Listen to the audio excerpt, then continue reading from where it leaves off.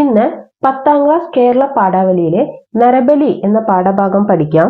മറാഠി ശാസ്ത്ര കഥകളിലൂടെ ശ്രദ്ധേയനായ സുബോധ് ജാവദേക്കർ എഴുതിയ ഈ കഥ മലയാളത്തിലേക്ക് വിവർത്തനം ചെയ്തത് കാളിയത്ത് ദാമോദരനാണ്.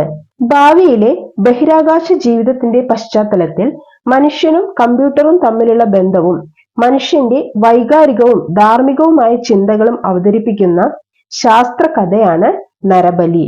ബഹിരാകാശ പേടകത്തിൽ സഞ്ചരിക്കുന്ന നരേഷും അവിടെ നരേഷിന് കൂട്ടായുള്ള കമ്പ്യൂട്ടറുമാണ് നരബലി എന്ന കഥയിലെ പ്രധാന കഥാപാത്രങ്ങൾ. അവർ തമ്മിലുള്ള ആത്മബന്ധവും കമ്പ്യൂട്ടർ പോലെയുള്ള ഒരു ഉപകരണം മനുഷ്യ സഹജമായ വികാരങ്ങൾ പ്രകടിപ്പിക്കുന്നതും ഈ കഥയിൽ കാണാം.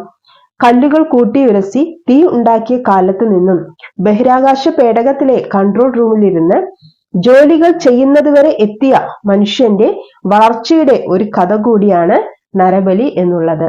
പാഠഭാഗത്തിലേക്ക് കടക്കാം. ബഹിരാകാശ പേടകത്തിലെ കൺട്രോൾ റൂമിലിരുന്ന് ജോലികൾ ചെയ്യുന്നതിനിടയിൽ നരേഷ് തന്റെ മുമ്പിലുള്ള കമ്പ്യൂട്ടറുമായി സല്ലപിക്കുകയായിരുന്നു. സല്ലപിക്കുക എന്ന് വെച്ചാൽ വർത്തമാനം പറയുക, കൊച്ചു വർത്താനം പറയുകയായിരുന്നു. മുമ്പൊക്കെ കമ്പ്യൂട്ടറിന് എന്തെങ്കിലും ഉത്തരവ് കൊടുക്കണമെങ്കിൽ കീബോർഡിൽ ടൈപ്പ് ചെയ്യണമായിരുന്നു. ഇപ്പോഴാകട്ടെ മനുഷ്യർ കൊടുക്കുന്ന കൽപ്പനകൾ ശബ്ദത്തിലൂടെ തന്നെ തിരിച്ചറിയാൻ കമ്പ്യൂട്ടർ പഠിച്ചു കഴിഞ്ഞിരിക്കുന്നു. അത് തിരിച്ചു നൽകുന്ന മറുപടി സ്ക്രീനിൽ വായിച്ചെടുക്കാതെ തന്നെ കേൾക്കാൻ കഴിയും. ശബ്ദം അല്പം കൃത്രിമവും അരോചകവുമായി തോന്നുമെങ്കിലും എഴുതപ്പെട്ട വാക്കുകളേക്കാൾ നന്നായി തോന്നും. ഈ പ്രക്രിയയിലൂടെ താൻ ഒരാളോട് മുഖാമുഖം സംസാരിക്കുകയാണെന്ന പ്രതീതി കമ്പ്യൂട്ടറിന്റെ മുമ്പിലിരിക്കുന്ന മനുഷ്യനുണ്ടാകുന്നു എന്നതാണ് പ്രധാനപ്പെട്ട സവിശേഷത. ഇത് സുഖകരമായ അനുഭവമാണ്. പ്രത്യേകിച്ചും ഭൂമിയിൽ നിന്ന് 14 കോടി കിലോമീറ്റർ അകലെ ഏകാന്തതയുടെ നടുക്കയത്തിൽ കഴിയുമ്പോൾ ഇത്തരമൊരു സൗകര്യം വളരെ ആവശ്യമാണ്. നരേഷും കമ്പ്യൂട്ടറും തമ്മിൽ ഇടയ്ക്കിടെ സംസാരിച്ചു കൊണ്ടിരിക്കുമ്പോൾ നരേഷ്, ഞാൻ ഒന്ന് പറയട്ടെ, യെസ് ബോസ്, ഒന്ന് മിണ്ടാതിരിയടോ തുടങ്ങിയ വാക്കുകൾ ഉപയോഗിക്കുന്ന രീതിയുണ്ട്. ഇതെല്ലാം കമ്പ്യൂട്ടറിൽ മുൻകൂട്ടി പ്രോഗ്രാം ചെയ്തതിനനുസരിച്ച് വന്നുകൊണ്ടിരിക്കുകയാണ്. പക്ഷെ ഈ സംവിധാനം മൂലം താൻ സംസാരിക്കുന്നത് കമ്പ്യൂട്ടറിനോടല്ല, തന്റെ സഹപ്രവർത്തനോടാണെന്ന തോന്നൽ തുടർച്ചയായി ഉണ്ടായിക്കൊണ്ടിരിക്കും. ഇത്തരമൊരു സംവിധാനം രൂപകൽപ്പന ചെയ്ത് പ്രയോഗക്ഷമമാക്കിയ ബുദ്ധിയെ നരേഷ് പലതവണ മനസ്സിൽ വണങ്ങാറുണ്ട്. ഇതുവരെയുള്ള യാത്രകളെല്ലാം സുഖകരമായിരുന്നു, നരേഷ് ആത്മകഥം പോലെ പറഞ്ഞു. യെസ് ബോസ്, കമ്പ്യൂട്ടർ മറുപടി പറഞ്ഞു. തുടർന്നുള്ള യാത്രകളെ കുറിച്ചുള്ള സൂചനകളെല്ലാം തയ്യാറായി കഴിഞ്ഞിട്ടുണ്ട്. മടക്കയാത്രയിൽ ശേഖരിക്കേണ്ട വിവരങ്ങളെല്ലാം കിട്ടി. എല്ലാ വിവരങ്ങളും ഈ ഫ്ലോപ്പിയിൽ രേഖപ്പെടുത്തിയിട്ടുണ്ട്. ഫ്ലോപ്പി എന്നത് ഒരു വിവര സംഭരണ ഉപകരണമാണ്. ഇവയെല്ലാം നിന്റെ ഹാർഡ് ഡിസ്കിൽ എടുത്തോളൂ. ഇതും പറഞ്ഞ് നരേഷ് മുമ്പിലുള്ള ബട്ടണിൽ വിരലമർത്തി. ഒരു നിമിഷത്തിനകം കമ്പ്യൂട്ടറിലെ പച്ച ബൾബ് പ്രകാശിച്ചു. വിവരശേഖരണം വേണ്ട പോലെ കമ്പ്യൂട്ടറിന്റെ തലച്ചോറിൽ സൂക്ഷിച്ചു വെച്ചിട്ടുണ്ട് എന്നതിന്റെ സൂചനയായിരുന്നു അത്. ഇത് അടുത്ത യാത്രയുടെ പരിപാടി. ഇത് പ്രകാരം വഴിയൊക്കെ നല്ല പോലെ അന്വേഷിച്ചു മനസ്സിലാക്കിക്കോളൂ. ഈ സൂചന അടുത്ത 24 മണിക്കൂറിനുള്ളിൽ താൻ നിർവഹിക്കേണ്ട കാര്യങ്ങളെ പറ്റിയുള്ളതാണ്. ഓക്കെ ബോസ്, വഴി കണ്ടെത്തി കഴിഞ്ഞാൽ വിവരം എന്നോട് പറയണം. പറഞ്ഞാൽ മാത്രം പോരാ, സ്ക്രീനിൽ എഴുതി കാണിക്കുകയും വേണം. അപ്പോൾ ഞാൻ അടുത്ത പടി നിർദ്ദേശങ്ങളും സൂചനകളും തരും. നരേഷ് കമ്പ്യൂട്ടറിന് കമാൻഡുകൾ കൊടുക്കുന്നതിനിടയിൽ കാപ്പി നിറച്ച സഞ്ചി വായിൽ വെച്ചു. ഗുരുത്വാകർഷണ ശൂന്യമായ അവസ്ഥയിൽ കാപ്പി മൊത്തി കുടിക്കുന്നതിന് പകരം വലിച്ചു കുടിച്ചു. സിപ്പ് ചെയ്യുന്നതിന് പകരം സക്ക് ചെയ്യണം.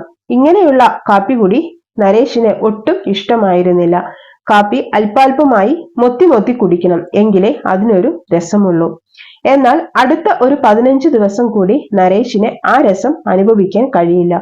അയാൾ ചുമലുകൾ പൊക്കി സഞ്ചിയിലുള്ള കാപ്പി വായിലേക്ക് വലിച്ചു. ബഹിരാകാശ പേടകത്തിന്റെ വാതായനത്തിലൂടെ സൂര്യബിംബത്തെ കാണാമായിരുന്നു. വാതായനം എന്ന് വെച്ചാൽ കിളിവാതിൽ എന്നുള്ള അർത്ഥമാണ്.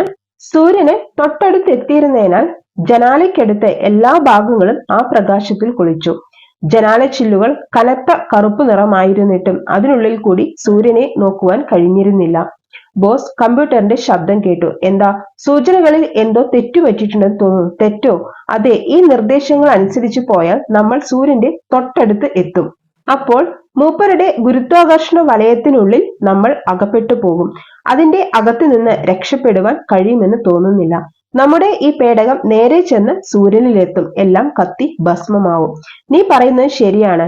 പക്ഷേ നമ്മൾ ഏറ്റെടുത്തിട്ടുള്ള ദൗത്യം വിജയകരമായി പൂർത്തിയാക്കണമെങ്കിൽ നമ്മൾ സൂര്യന്റെ ഇത്ര അടുത്ത് പോയേ മതിയാവൂ. എന്ന് വെച്ചാൽ ഇതിൽ നിന്ന് രക്ഷപ്പെടാൻ വഴിയില്ല എന്നാണോ? വഴിയൊക്കെ ഉണ്ടടോ, നരേഷ് ചിരിച്ചുകൊണ്ട് പറഞ്ഞു. ആ പ്രോഗ്രാം നിനക്ക് ഇനിയും തന്നിട്ടില്ല. അവസാന നിമിഷത്തിൽ ചെയ്യേണ്ട അഡ്ജസ്റ്റ്മെന്റ്സ് എല്ലാം ചെയ്തിട്ട് അത് ഫീഡ് ചെയ്യാം. ചുരുക്കി വേണമെങ്കിൽ ഇങ്ങനെ പറയാം, സൂര്യന്റെ തൊട്ടടുത്ത് ചെന്ന് ശേഖരിക്കേണ്ട വിവരങ്ങളെല്ലാം ശേഖരിച്ചു കഴിഞ്ഞാൽ ഈ പേടകം 2 കഷ്ണങ്ങളായി മുറിയും. മുമ്പിലുള്ള വലിയ കഷ്ണം സൂര്യന്റെ ഗുരുത്വാകർഷണം മൂലം സൂര്യനിലേക്ക് വലിക്കപ്പെടും. പിൻഭാഗത്തുള്ള ചെറിയ കഷ്ണം മുമ്പ് പറഞ്ഞ പ്രക്രിയയുടെ റിയാക്ഷനിലൂടെ സൂര്യനിൽ നിന്ന് ദൂരെ പോവുകയും ചെയ്യും. എന്നിട്ടോ ഞാൻ ആ ചെറിയ കഷ്ണത്തിലായിരിക്കും. ഭൂമിയിൽ നിന്ന് പിന്നാലെ വരുന്ന മറ്റൊരു പേടകം എന്നെ ഭൂമിയിൽ തിരിച്ചെത്തിക്കും. അപ്പൊ ഞാനോ? കമ്പ്യൂട്ടർ ചോദിച്ചു. നീ വലിയ കഷ്ണത്തിൽ തന്നെയാകും ഉണ്ടാവുക. പിന്നെ സംസാരിക്കുന്നതിനിടയിൽ നരേഷ് സ്വയം നിർത്തി. നീ ആ ഭാഗത്തോടൊപ്പം സൂര്യനിൽ ലയിച്ച് ഇല്ലാതാകും എന്ന് പറയാൻ അയാളുടെ നാവ് പൊങ്ങിയില്ല. ഇത്രയും ദിവസങ്ങളായി ഉണ്ടായ സമ്പർക്കത്തിലൂടെ അയാൾ കമ്പ്യൂട്ടറിനെ ഒരു വ്യക്തി എന്ന നിലയിൽ തന്നെ കാണാൻ തുടങ്ങിയിരുന്നു. തുടക്കത്തിൽ ഭൂമിയിൽ നിന്ന് പുറപ്പെടുമ്പോഴും അതിന് വിവരങ്ങൾ കൊടുത്തുകൊണ്ടിരുന്നപ്പോഴുമൊക്കെ അയാൾ കമ്പ്യൂട്ടറിനെ വെറും ഒരു യന്ത്രമായി തന്നെയാണ് കണ്ടിരുന്നത്. ഈ ഗവേഷണ പരിപാടിയിൽ പങ്കെടുക്കുന്ന ചില അമാനുഷ്യരും ഉണ്ടെന്ന് അയാൾക്ക് ഒരിക്കലും തോന്നിയിരുന്നില്ല. അമാനുഷികർ എന്ന് വെച്ചാൽ മനുഷ്യ സഹജമല്ലാത്തവർ, അത് മനുഷ്യനല്ലാത്ത ആളുകൾ എന്നാണ് അർത്ഥമാക്കുന്നത്. ഇപ്പോൾ ഈ വസ്തുത ശ്രദ്ധയിൽപ്പെട്ടപ്പോൾ അയാളുടെ ശരീരമാകെ പൊട്ടിത്തെറിച്ചു. അതായത് എന്നെ ബലി കൊടുത്ത് നീ രക്ഷപ്പെടും അല്ലേ? ബലിയോ എന്ന് പറഞ്ഞാൽ എന്താ? നരേഷിന് ശരിക്കും അറിയാമായിരുന്നില്ല ആ വാക്കിന്റെ അർത്ഥം. പണ്ടൊക്കെ ബലി നൽകുന്ന സമ്പ്രദായം ഉണ്ടായിരുന്നു. നീ അതിനെപ്പറ്റി കേട്ടിട്ടില്ലേ? ഇല്ല. നിനക്കറിയില്ലെങ്കിൽ പറയാം. അപ്പൊ ബലി എന്താണെന്ന് പറഞ്ഞു കൊടുക്കുകയാണ്. പഴയ കാലത്ത്, അതായത് രാജാക്കന്മാരും റാണിമാരും ഒക്കെ ഉണ്ടായിരുന്ന കാലത്ത് രാജ്യത്ത് എന്തെങ്കിലും സങ്കടമോ ക്ഷാമമോ മറ്റു ദുരിതമോ മഹാമാരിയോ ഒക്കെ ഉണ്ടായാൽ അവയെ ദൂരീകരിക്കുന്നതിന് വേണ്ടി ബലി നൽകുന്ന ഏർപ്പാടുണ്ടായിരുന്നു. ദൂരീകരിക്കുക എന്ന് വെച്ചാൽ അതിന്റെ ആ ശക്തി കുറയ്ക്കുക, അല്ലെങ്കിൽ അതിൽ നിന്ന് രക്ഷപ്പെടുന്നതിന് വേണ്ടിയിട്ട്. കമ്പ്യൂട്ടർ തന്റെ നിർവികാര സ്വരത്തിൽ മെമ്മറിയിലുള്ള വിവരങ്ങൾ നൽകി. അതിന്റെ സ്വരം വിറയ്ക്കുന്നത് പോലെ നരേഷിന് തോന്നി. വെറുതെ ഒരു തോന്നൽ മാത്രം. എന്താ പറയുന്നത്? സത്യമായും ഇങ്ങനെ ഒരു സമ്പ്രദായം ഉണ്ടായിരുന്നു. എന്നിട്ട് ആ ബലി അർപ്പിക്കപ്പെടുന്ന യുവാവ്, അയാൾ മൂകനായി മരണത്തിനു മുന്നിലേക്ക് നടന്നു പോകുന്നുവെന്നോ? അയാൾ രക്ഷപ്പെടാൻ ശ്രമിക്കില്ലേ? ഓടി രക്ഷപ്പെടാൻ നോക്കില്ലേ അയാൾ? എങ്ങനെ? അയാളെ നല്ല ബലമുള്ള കയറുകൊണ്ട് വരിഞ്ഞു കെട്ടിയിരിക്കും. അയാളുടെ കാലുകൾ ചങ്ങലയിട്ട് പൂട്ടിയിട്ടുണ്ടാകും. മരണമല്ലാതെ മറ്റൊരു വഴിയും അയാൾക്ക് മുമ്പിലുണ്ടാവില്ല. എന്തു പറയണമെന്നറിയാതെ നരേഷ് പരിങ്ങി. നിന്റെ പേര് നരേഷ് എന്നല്ലേ? നരേഷ് എന്നാൽ രാജാവ്. നീ എന്നെ ബലി കൊടുത്ത് സ്വയം രക്ഷപ്പെടും. അതായത് നിന്റെ പേര് അന്വർത്ഥമാവാൻ പോകുന്നു. നരേഷിന് താൻ മരിക്കുന്നത് പോലെ തോന്നി. അയാൾ പെട്ടെന്ന് ആ മുറിയിൽ നിന്ന് ഇറങ്ങിപ്പോയി. കമ്പ്യൂട്ടർ വെറും ഒരു യന്ത്രം. നിർദ്ദേശിക്കപ്പെട്ട വിധം കണക്കുകൾ കൂട്ടുന്ന ഒന്ന്. ഇപ്പോൾ അതിന് സംസാരശേഷി കിട്ടി എന്നതുകൊണ്ട് എന്താ? സ്ക്രീനിൽ എഴുതി കാണിക്കുന്നതിന് പുറമെ അതേ സന്ദേശം അത് വാക്കാൽ തരുകയും ചെയ്യുന്നു. അത്രയല്ലേ ഉള്ളു വ്യത്യാസം. അതിന് സ്വന്തം ബുദ്ധിയില്ല, വിചാര വികാരങ്ങളില്ല.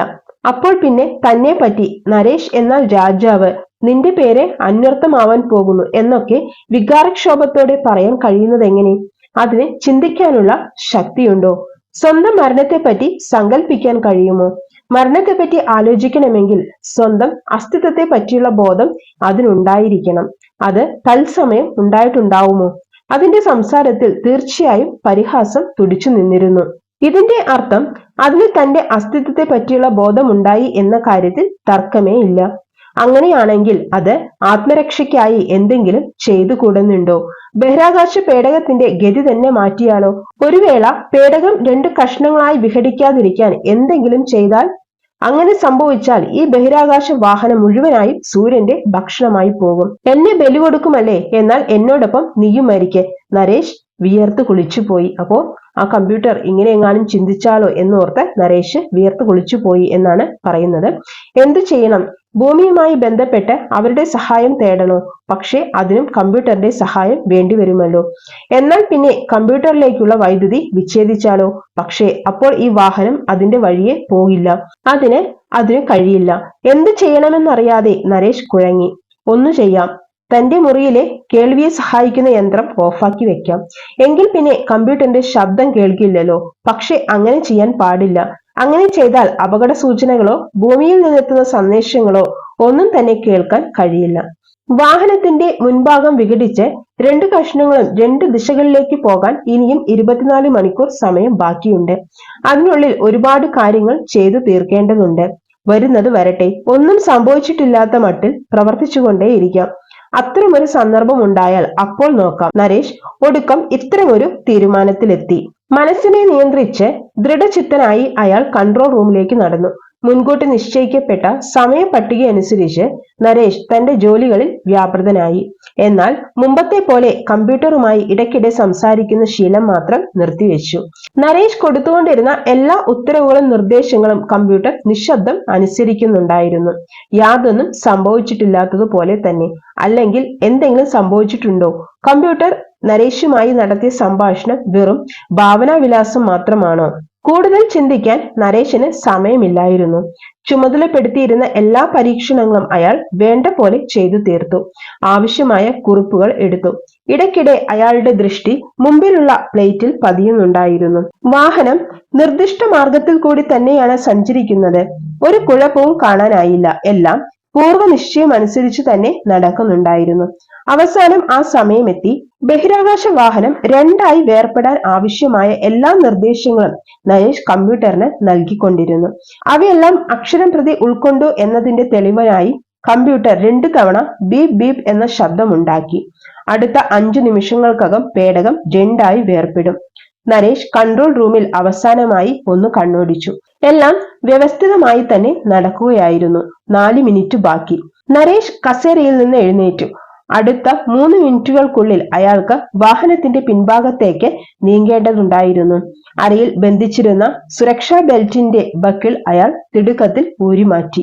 അയാൾ കാലുകൾ ഉയർത്തി നോക്കാൻ ശ്രമിച്ചു. പക്ഷെ തന്റെ കാലുകൾ എവിടെയോ ഉടക്കിയിരിക്കുകയാണെന്ന് അപ്പോഴാണ് അയാൾക്ക് മനസ്സിലായത്. അയാളുടെ വായിൽ നിന്ന് അസ്ഫുടമായ ശബ്ദത്തിൽ ഒരു നിലവിളി പൊങ്ങി. പുറത്തു വന്നു. ഗുരുത്വാകർഷണരഹിതമായ പരിതസ്ഥിതിയിൽ സാധാരണ പോലെ നടക്കാൻ കഴിയുന്നതിനായി തന്റെ ബൂട്ടുകൾക്കിടയിൽ തറച്ചു വെച്ചിരുന്ന കാന്തം മൂലമാണ് തനിക്കിങ്ങനെ തോന്നുന്നതെന്ന് അയാൾക്ക് അടുത്ത നിമിഷം ഓർമ്മ വന്നു. ശക്തിയോടെ അയാൾ കാലുകൾ ഉയർത്തി. ഭാഗ്യം, കാലുകൾ സ്വതന്ത്രമായി. 2 മിനിറ്റ് അവശേഷിച്ചിട്ടുള്ളൂ ഇനി. സൈറൺ ശബ്ദിച്ചു തുടങ്ങിയിരുന്നു. അയാൾ എങ്ങനെയോ കൺട്രോൾ റൂമിന്റെ വാതിൽക്കലെത്തി. 1 മിനിറ്റ് ബാക്കി. പാനലിന് മുകളിലെ മുഴുവൻ ചുവപ്പ് ബൾബുകളും പ്രകാശിച്ചു. നരേഷ് സർവശക്തിയും സംഭരിച്ച് തന്റെ ശരീരം വാതിലിന് പുറത്തേക്ക് കൊണ്ടുവന്നു. നീന്തി നീന്തി അയാൾ വാഹനത്തിന്റെ പിൻവശത്തെത്തി. ഇടയ്ക്കുള്ള വാതിൽ പെട്ടെന്ന് അടഞ്ഞു. അയാൾ ചെറുതായെന്ന് ഞെട്ടിപ്പോയി. വാഹനം 2ആയി വിഘടിച്ചു തുടങ്ങിയിരുന്നു. ചുമരിൽ ഘടിപ്പിച്ചിരുന്ന ചെറിയ സ്ക്രീനിൽ അയാൾക്കതിന്റെ ചിത്രങ്ങൾ കാണാൻ കഴിഞ്ഞു. മുൻഭാഗം അതിവേഗം സൂര്യാഭിമുഖമായി പോയിക്കൊണ്ടിരുന്നു. അതിന്റെ റിയാക്ഷൻ മൂലം നരേഷ് ഉണ്ടായിരുന്ന പിൻവശം പതുക്കെ പതുക്കെ സൂര്യനിൽ നിന്ന് അകലുകയായിരുന്നു. അതായത് താൻ ജയിച്ചു. തനിക്ക് സ്വാതന്ത്ര്യം കിട്ടാൻ പോകുന്നു കമ്പ്യൂട്ടർ സുഹൃത്തിനെ ബലി കൊടുത്ത്. നരേഷിന്റെ വായിൽ ഒരു തരം കയ്പ് രസം അനുഭവപ്പെട്ടു. തന്റെ ജീവൻ രക്ഷിക്കുന്നതിനായി കമ്പ്യൂട്ടർ നിശബ്ദം ആത്മബലി നടത്തിയിരിക്കുന്നു. സൗരോഷ്മാവിൽ ഭസ്മമായി മാറുന്നതിനു മുമ്പ് അതിനോട് 2 വാക്ക് സംസാരിക്കുവാനുള്ള മോഹം നരേഷിന്റെ മനസ്സിൽ പൊങ്ങി വന്നു. കൂടി വന്നാൽ ഒരു 5 മിനിറ്റ് കൂടി റേഡിയോ സന്ദേശങ്ങൾ കൊടുക്കുവാൻ കഴിയുമായിരുന്നു. നരേഷ് മൈക്കിന്റെ അടുത്തേക്ക് ഓടി. Hello hello. കമ്പ്യൂട്ടറുമായി സമ്പർക്കം സ്ഥാപിക്കാനുള്ള ബട്ടൺ അമർത്തിക്കൊണ്ട് അയാൾ ഉറക്കെ വിളിച്ചു. ഹലോ. കമ്പ്യൂട്ടറിൽ നിന്നുള്ള ശബ്ദം കേൾക്കായി. ഹലോ, ഞാൻ നരേഷാണ്. നിനക്ക് 5 മിനിറ്റ് കൂടി. അതായത് നിനക്ക് 5 മിനിറ്റ് മാത്രം. അറിയാം, 5 മിനിറ്റ് ഞാൻ സൂര്യ തേജസ്സിൽ ലയിച്ചു ചേർന്നില്ലാതാവും. കമ്പ്യൂട്ടറിന്റെ ശബ്ദം അതീവ നിർവികാരമായിരുന്നു. ഓ, നിനക്കറിയാമല്ലേ? നിനക്കൊന്നും തോന്നുന്നില്ലേ? ഞാൻ ആത്മരക്ഷയ്ക്കുള്ള വഴിയൊന്നും കാണാതിരുന്നത് എന്തുകൊണ്ടെന്നല്ലേ ചോദിക്കുന്നത്? അതെ അതെ. എനിക്കെന്താ ചെയ്യാൻ കഴിയുമായിരുന്നത്? എന്നെ നീ കെട്ടിയിട്ടിരിക്കുകയായിരുന്നില്ലേ? എന്റെ കാലുകളിൽ ചങ്ങലയിട്ടു. എന്നിട്ട് എന്നോടാണോ ചോദിക്കുന്നത് ഞാനൊന്നും ചെയ്യാതിരുന്നത് എന്തുകൊണ്ടാണെന്ന്? ചങ്ങലയോ? എന്ത് ചങ്ങല? ഈ ചങ്ങല തന്നെ. മനുഷ്യനെ രക്ഷിക്കുവാനുള്ള ശ്രമം ആദ്യം ചെയ്യണം. പിന്നെ സാധിക്കുകയാണെങ്കിൽ മാത്രം സുരക്ഷയ്ക്ക് വേണ്ടത് ചെയ്യുക എന്ന നിയമമാണല്ലോ എന്റെ തലയിൽ നീ തന്നെ ഫീഡ് ചെയ്തിട്ടുള്ളത്. അത് ചങ്ങലയല്ലാതെ മറ്റെന്താണ്?